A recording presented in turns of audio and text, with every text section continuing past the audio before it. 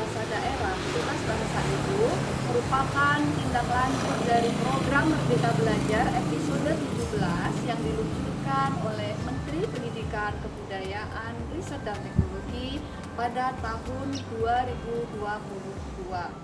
Tujuan utama dari kemah penulisan cerita pendek ini adalah menggiatkan, kemudian menggali ide-ide kreatif dari siswa SD dan SMP yang ada di seluruh Indonesia. Untuk Yogyakarta diikuti oleh 6 peserta, 3 dari SD dan 3 dari SMP.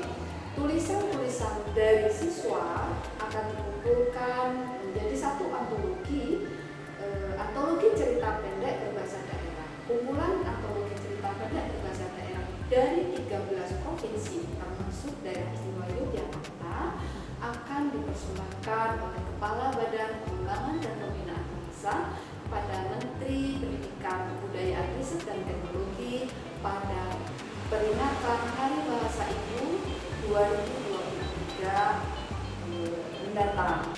Kami mengucapkan selamat Hari Bahasa Ibu. Semoga tunas-tunas muda semakin giat memelihara, menjaga bahasa ibu, dan bahasa ibu semakin makmur, semakin terjaga, dan semakin mendunia.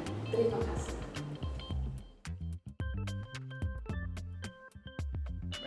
Saudara-saudara, kemah cerita pendek Tunas Bahasa Ibu 2023 di Yogyakarta ini diikuti oleh 6 peserta, 3 siswa SD dan 3 siswa SMP. Mereka adalah anak-anak yang berbakat dan berprestasi di bidang penulisan berbahasa daerah, khususnya bahasa Jawa. Mereka akan berlatih selama 4 hari, dibimbing oleh seorang novelis dan cerpenis Adili Pangasutu selama 4 hari. Setelah itu ada juga waktu 4 hari untuk berkomunikasi, minta bimbingan sebelum akhirnya tulisan atau karya mereka dikumpulkan ke panitia yang nantinya akan selanjutnya akan dikirim ke Badan Bahasa Jakarta.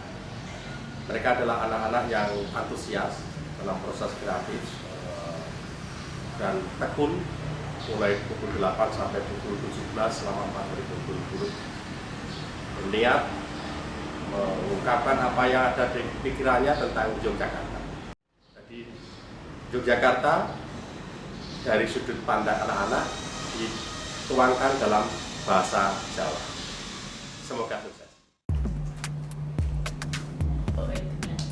Terus ini nanti supaya tidak juga tanda seperti ini sudah tahu editor misalnya seperti itu. Dalam pelatihan ini, saya menulis cerpen berbahasa Jawa dengan cerita bertema budaya-budaya di Indonesia. Saya sangat senang dan memang pelatihan cerpen ini sangat menyenangkan karena bisa belajar menulis cerpen berbahasa Jawa bersama teman-teman yang lainnya. Saya juga bisa mengenal lebih banyak kosakata berbahasa Jawa.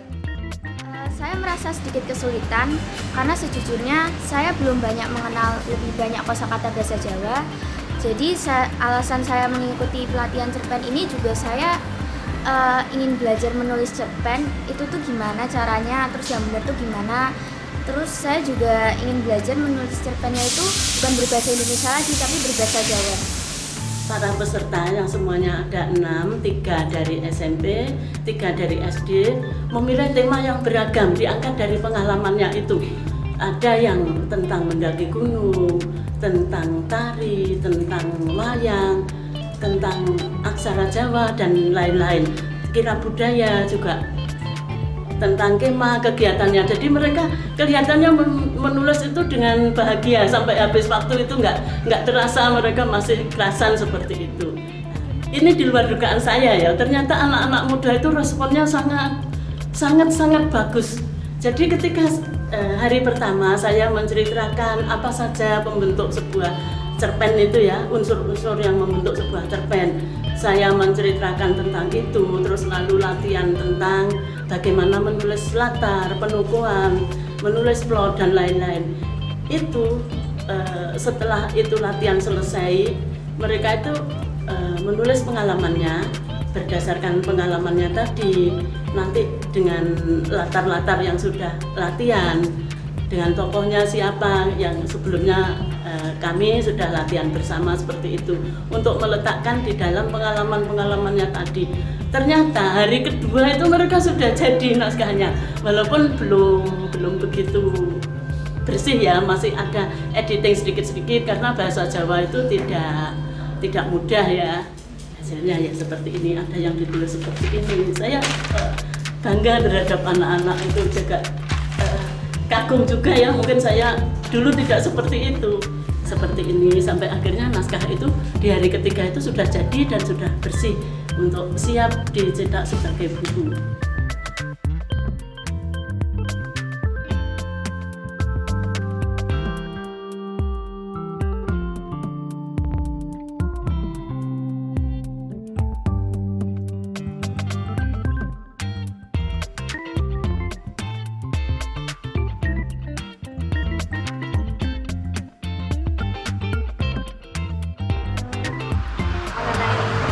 Kegiatan kemah cerpen bahasa Jawa ini sangat bagus sekali karena bisa memicu kebiasaan menulis, karena sekarang sudah tergerus oleh media sosial, HP terutama.